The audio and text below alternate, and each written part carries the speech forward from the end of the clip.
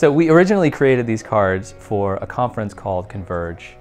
And Converge always has a conceptual basis for the art direction and everything. The idea for the conference was that people come to a conference to kind of see what's going to happen, right? You go listen to speakers who you really admire, who understand kind of the what's coming down the pipe, And so that's sort of like divination.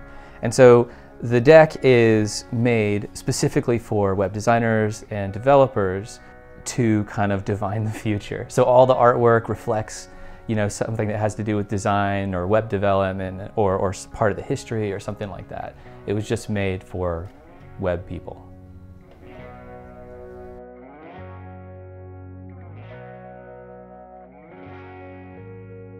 When we came up with the idea, I had to do a bunch of research about tarot and the different kinds of decks and how many cards there were in each deck and the kind of the history and the meaning of each one of them. Because what I wanted to have was a deck that at the end of the day you could actually use to read. All the symbols in it, the ideas that it represented made sense.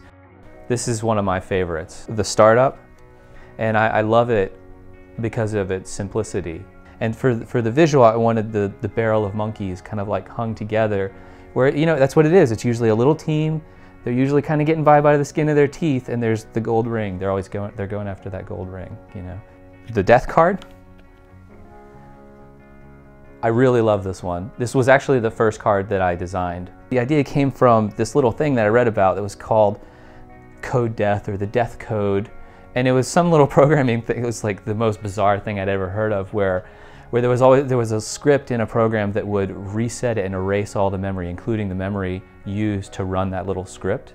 And so I just thought that was really cool. And so the visual of the death's figure made out of zeros and ones was, I thought, perfect. I just thought it was perfect.